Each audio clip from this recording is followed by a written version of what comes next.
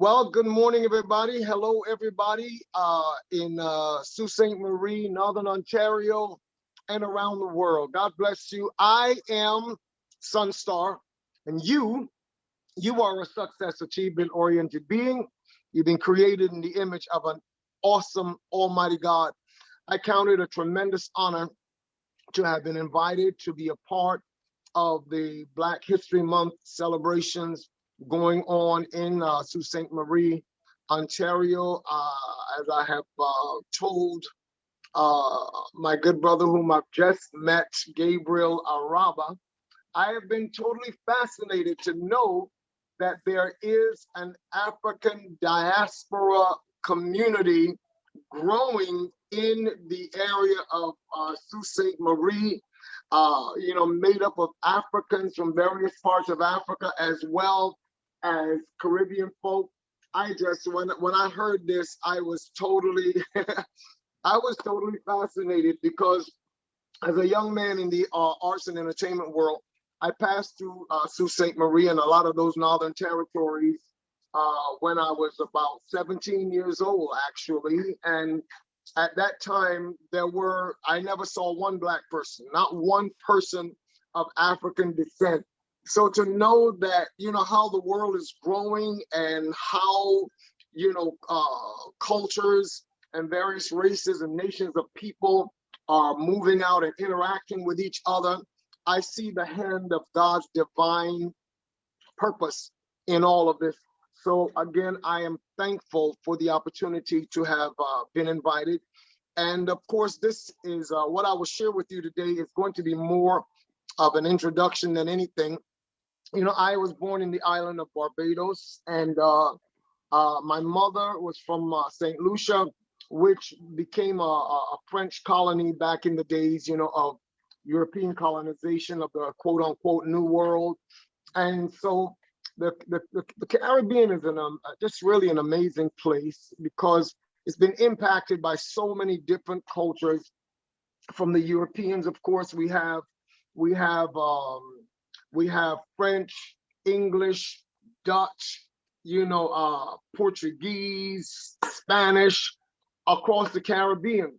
And then, of course, in that part of the diaspora that was more of a forced migration when the transatlantic slavery began to happen, way back going on 500 years ago.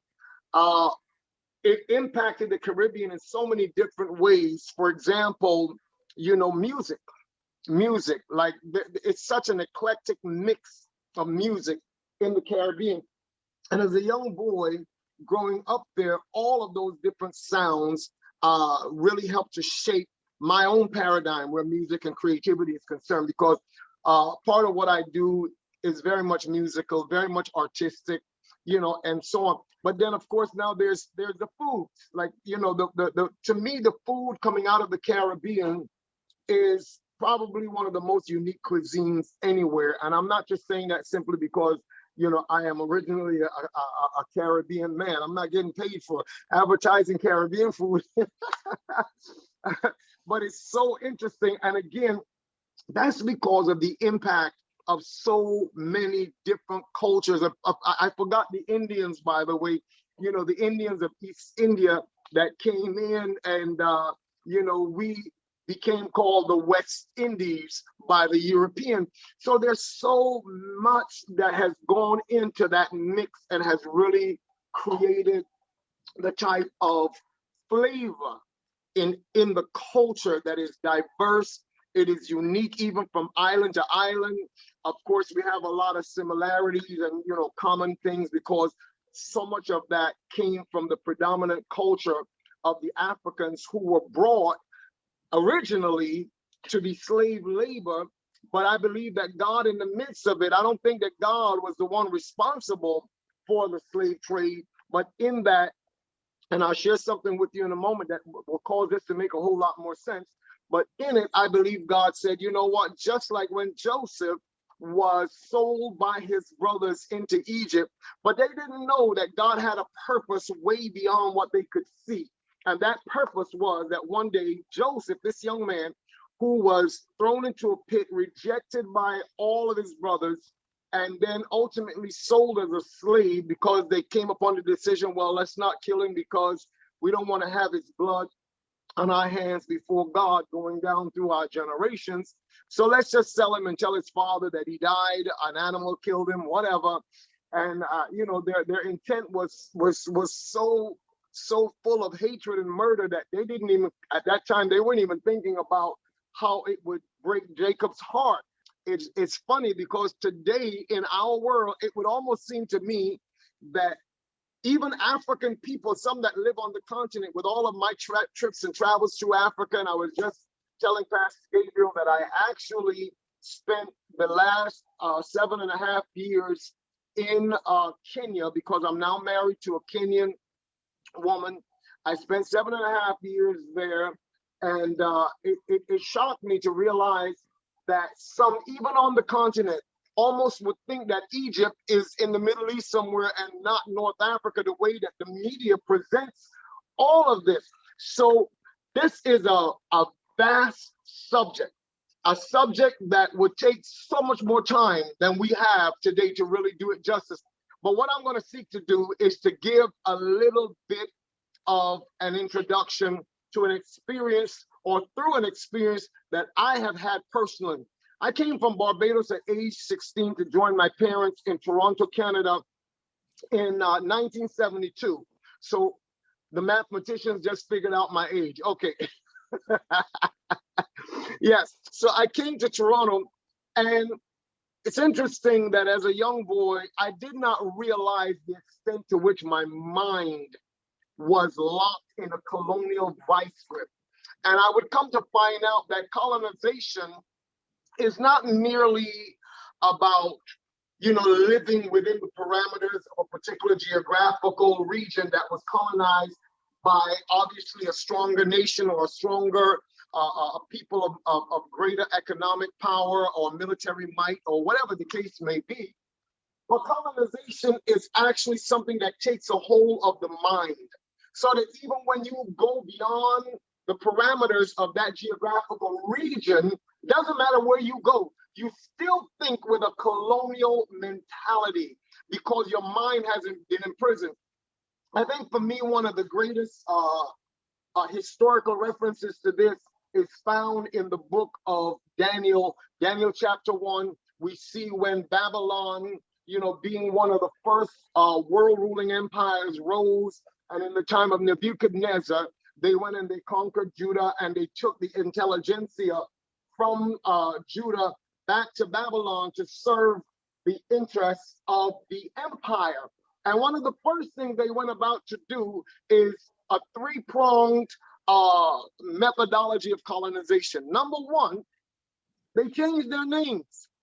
Today, you know, Pastor Araba, myself, we've been around the house of God for years, and I'm sure it's possible that, you know, he maybe came up in Sunday school. I encountered Sunday school at some point as a little child going to the Anglican Church in Barbados, and you hear all of these stories. And I can guarantee you that if I were to come on here right now and say to you, you know, I want to teach you today a story about three guys.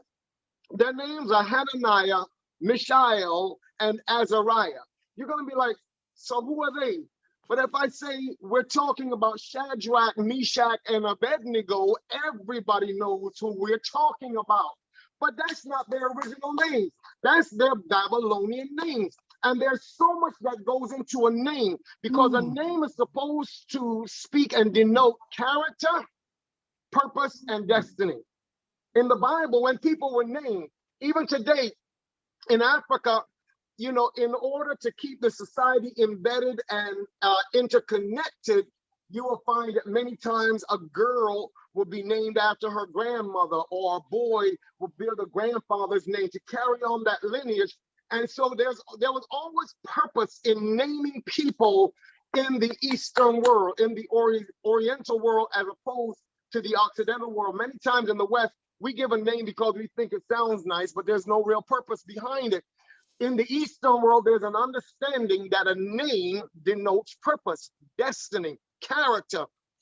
So That was one of the things, one of the first things, in order to strip them of an identification with their own culture, they renamed them. They gave them Babylonian names.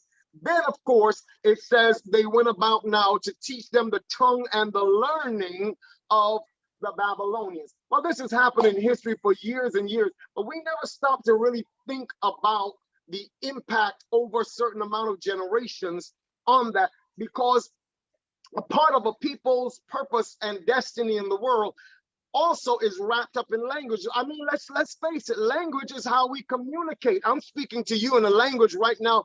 Hopefully, those who are listening to me are English, else I would not be able to communicate to you the concepts of my heart. So language is a very, very intrinsic part of a people's culture, a people's destiny and purpose in the world.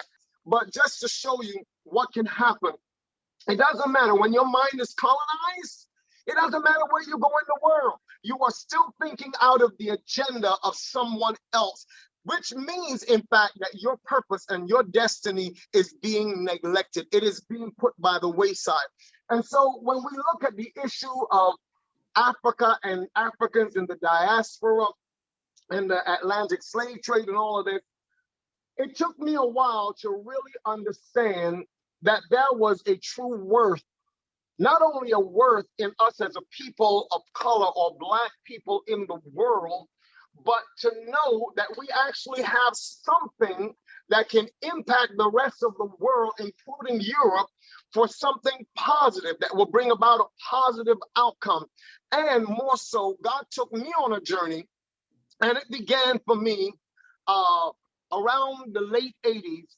But by 1990, I went to bed one night, and for whatever reason, God chooses to deal with me a lot like this. I have a lot of dreams. I have a lot of visionary type of insights. I didn't ask God to wire me that way, but that's what he chose. So one night I go to my bed and I'm having a vision. In the vision, I see that I've written a manuscript and it's entitled The Destiny of the Black Race. The Destiny of the Black Race. Of course, by this time, I am a very diligent Bible scholar. So I'm having this dream, and I won't go into all the details of the dream. The dream was so impactful that I literally got up and sat on the edge of my bed for about the next 45 minutes, asking God, is this literal? Is this metaphorical? Do you want me to do this? I was scheduled to speak in the Kingdom of Swaziland. 2 months later, I had a schedule already set by the time I received this dream. So I'm traveling on my way from Nairobi, Kenya. I get into a place of intimate prayer with God on the plane from Nairobi to what was then called the Jan Smuts Airport to cross over into Swaziland, from South Africa. And I'm praying, I'm saying, God, what do you want me to speak to the Swazi people this year? Because I had been instrumental in planting a local church in the Kingdom of Swaziland. And I'm like, God, what do you want me to say to the Swazi people this year? And I felt the inspiration say, teach them the biblical destiny of the Black race. And so I went. And for 4 days, I taught on the subject of racial reconciliation and the destiny of what I call spiritual Ethiopia, okay? Ethiopia being connected back to the ancient Kushite and Nubian peoples of the ancient world as even outlined in scripture. So I went and I taught this for 4 days. By the time I got through at the end of the conference, I had ambassadors and I had dignitaries of the nation of the Kingdom of Swaziland coming to me, and they're saying to me, Apostle, is this material in print? Is this documented? They said the leaders of Africa need this. We need it in the private sector, we need it in the church, and we need it in government. Is this documented? I said, no, but I am on my way home to do it, because to me, it was a confirmation of my dream. So I went back to Toronto, came back to Toronto, and for 1 year, I wrote this book entitled The Destiny of the Black Race, edited, re-edited. I had a really wonderful team that helped, to make sure that everything was done professionally and so on and so forth, as I cranked out the material and research and all of that.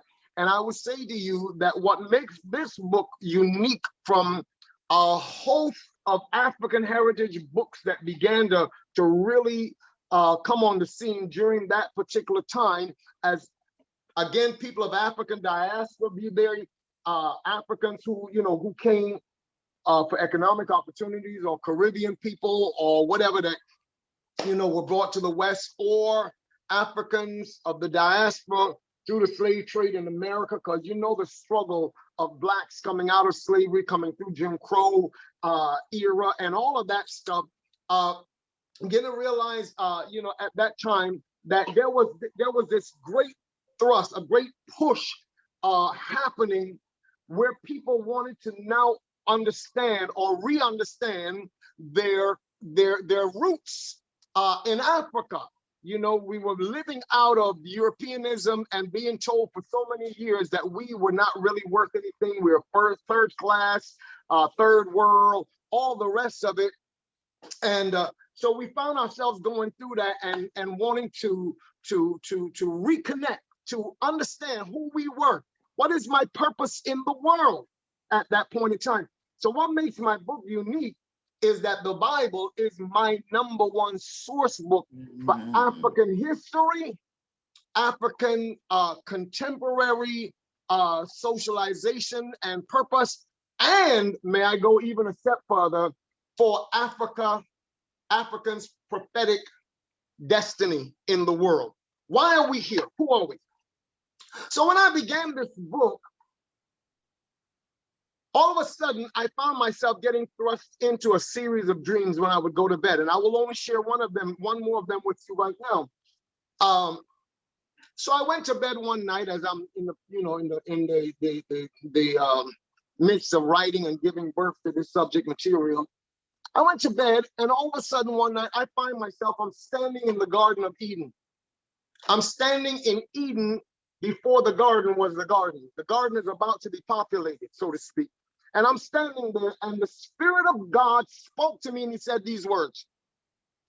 He said, the devil knew the purpose for the black race before you were ever created.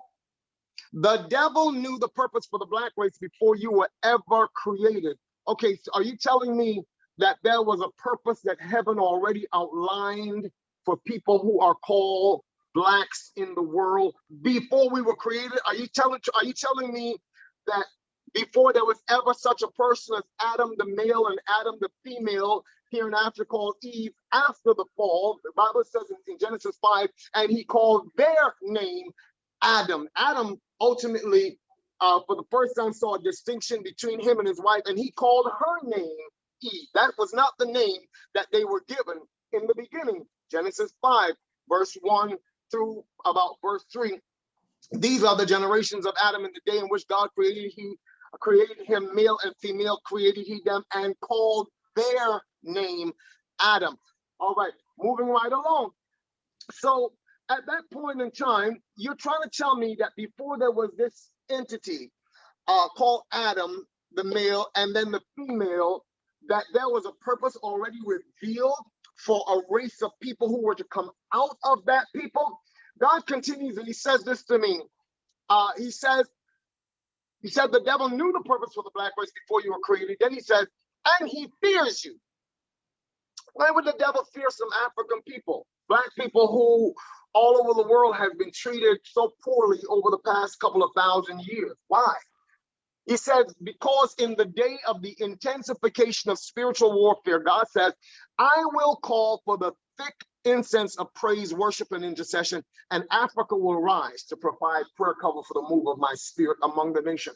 Now, if you understood what I just said, you would now understand why it is that over all these years, blacks have, if you believe that there is a world beyond the one we can see with our 5 natural senses or communicate with by our 5 natural senses, if you can believe that there is a world beyond that, that there is actually a cosmic dimension, that there is a spiritual world, that there is a battle that happens there, then you will understand why blacks have gone through slavery, why apartheid, why the colonization of black people around the world, and the miseducation that now today has got us even agreeing with terminologies like Nigeria is a third world nation, or Ghana, or Ethiopia, or Kenya, or Barbados, or Jamaica, or whatever. We actually have agreed to and bought into this Babylonianish kind of narrative that is, and the reason I say Babylon, not because we're dealing with ancient Babylon in our times, but the philosophies that were born there are still seeking to control the world and thus control the narrative. And so we have bought into, and we have even agreed in our thoughts and in our words that we are a third world people. But yes, history shows something totally different. History shows Africa as the first world, first in technologies, first in sciences, first in mathematics, first in medicine. We now live in a world where the Grecian Empire of over 2,000 years ago, with their pantheon of gods and that whole culture was adopted by the rest of the Europeans now and brought to the world. And we are now taught, and we have come to believe that, for example, Pythagoras, they say Pythagoras is the father of mathematics, when the Sumerians were giving math to the world almost 3,000 years before there was a Pythagoras.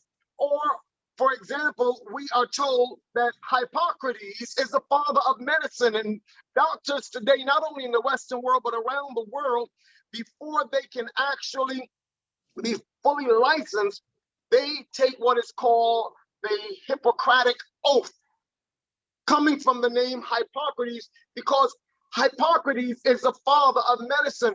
Well, guess what? About 1,500 years after the Sumerians, it was Egypt that was really giving, when Egypt was the dominant empire of that world, of that area, it was Egypt that was giving to us medicines and, so on and so forth, literal technologies and breakthroughs and so on. So how did we end up calling ourselves third world? How did we end up believing that? Because we were robbed of understanding our history, and why Black History Month, thank God, that hopefully we don't just stick within the parameters of Black History Month, but when Black History Month is over, or even before it begins, that we are seeking to find out more about who we really are. And it's interesting to me, because going in and out of Africa for years, and then living in Africa for 7.5 years in Kenya, what I realized is that Africans on the continent are probably in many cases in a worse condition than we are, because at least we can identify with a particular point of struggle and the need to break certain chains in our minds and come out of slavery. But I find that on the continent, people think with a colonial mindset, because those who came in and colonized them within the parameters, they don't even know many times that there's any kind of a struggle, any kind of a war. But yet the economic fallout of that is impacting Africa in such a negative way. Africa right now, it is known, possesses 65% of the world's natural resources and raw materials. But yet Europeans are able to come in and take those raw materials, go and take it through whatever the systems of what we call value added, like cocoa, for example, coming out of Ghana and other parts of the West, or the rubber trees coming out of Ghana, Cameroon, and these places, which have made car tires and whatnot all around the world. You take a rubber tree, you add value to it by turning it into a tire, and then you come back to Africa and you sell it for so much more than the little rubber coming off the tree. So this has been the issue all along. But I know we're on the other side of having to close this down, of course, because we just have a short time to do this today. But the reason why I'm presenting this way is because I want to introduce you to the subject. I want to introduce you to a subject in the hopes that we can now begin a dialogue, because there's no way that you could ever address this in 10 minutes, 15 minutes, et cetera, et cetera. But what I do want to show you is that the biggest hoax that has been pulled on our minds is the fact that over the years, we came to think that somehow it was by the hand of the European that the gospel came to Africa. There's never been a more erroneous doctrine, a bigger misnomer than that. The gospel never came to Africa via the Europeans, some 2,000 years ago. And we can prove that from scripture up one side and down the other side. I could take you back to the covenants that God made with Africa during the time of Moses coming out of Egypt. We never stopped to think, that Egypt, where Moses was, how is it that Moses has the features of a European in all of our pictures? And then this Moses is growing up in the house of Pharaoh, where if you want to know what a true Egyptian looked like these days, you would have to go down into Sudan, especially South Sudan, and down into Uganda, as that whole diaspora, when Islam began to come in into another kind of colonization began, and some people fled. But the true picture of an Egyptian of the ancient world, as they fled, you would have to find those people now in those territories. Not that there are no blacks in Egypt, but CNN will never show you. CNN will never tell you that there are blacks in Egypt. CNN will never let you know that there are actually right now large tribes of blacks, I mean dark-skinned people in Ethiopia and all these places. And you've got to wonder why excuse me, why go to such an extent to hide this truth? And then in the 1400s, when the Renaissance period began in Europe, in Florence and those places where they birthed the artists, a man who is considered a genius, and I would have to say for his contribution, I would call him a genius, Leonardo da Vinci, who gave us the Mona Lisa, and also, was involved in so many different scientific type experiments, especially with weaponry. And then, of course, there's Michelangelo, who paints the Sistine Chapel and all of that. But all of that was a part. Now, I don't know if they set out for this purpose, because artists many times don't tend to think like politicians. They're not, they just want to get their creativity out. But when Michelangelo painted the Sistine Chapel, for example, he painted the Last Supper, and all of the guys around the table have European features. They look like Europeans. And then Jesus, history shows you that it was the Borgia Pope, or Pope Borgia, the first Spanish Pope that was elected Pope. His children was Cesare Borgia, Lucrezia, his sister, and he actually became a lover.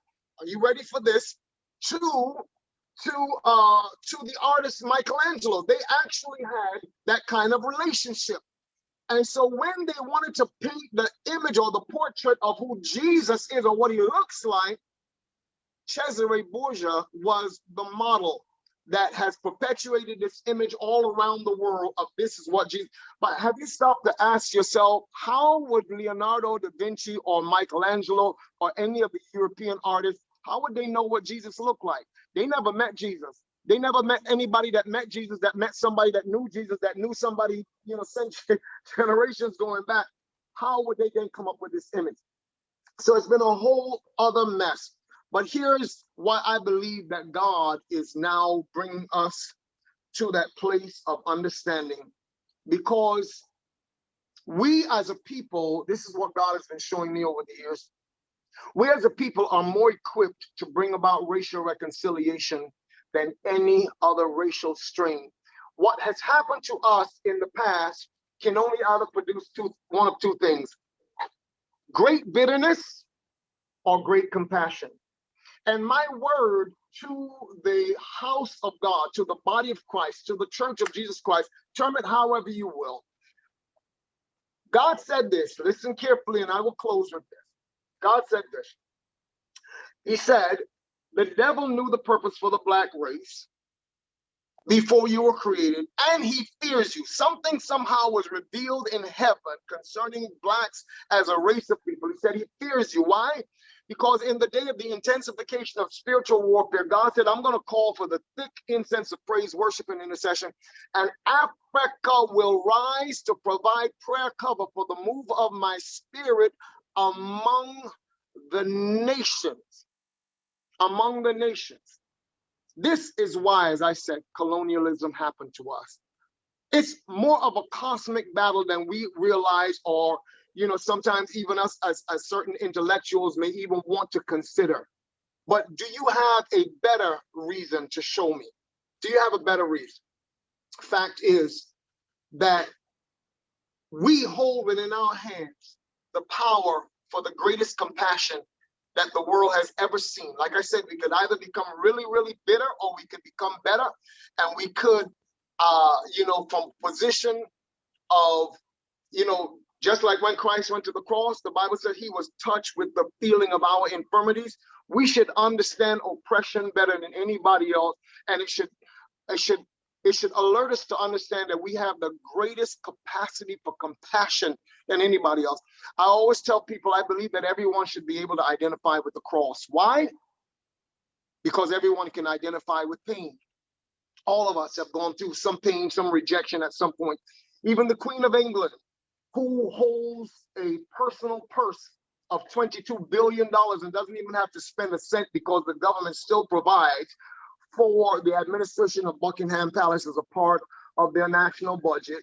She doesn't have to spend a penny, yet she controls over $22 billion that has come from various nations. It's crazy to me that Africa has been responsible for the building of France, building of Belgium, building of Spain, building of Portugal, you know, Britain, all of these places. They have built their economies and built their infrastructure on the backs of African resources. But I say to you, yet they have not yet even scratched the surface of the resources that are in Africa. Just the Congo itself could provide for Africa for 100 years, could supply Africa with food and all the minerals that are in just the Congo itself. And these are facts. This is reality. So let's break the chains off of our mind. And once we have done that and realize how beautiful, how amazing, how important we are to God, then know that God's purpose for us as a people is to impact the world, because we have the capacity for compassion like no one else. It was the love of God and the compassion of God that took Jesus to the cross. Remember, he said, no one takes my life from me. I'm going to lay it down and I will take it up again. All right. It's been an honor again, a pleasure, Pastor Gabriel Araba and the whole team that is putting together Black History Month in Sault Ste. Marie. God bless you all. And I think I'm going to make sure I send you all some extra warm winter coats. Big love, strong love. I am Sonstar, and I always close a broadcast with reminding everybody that I speak to everywhere. Remember that God has fashioned you for greatness. I love you. I'm Sonstar, and I'm out.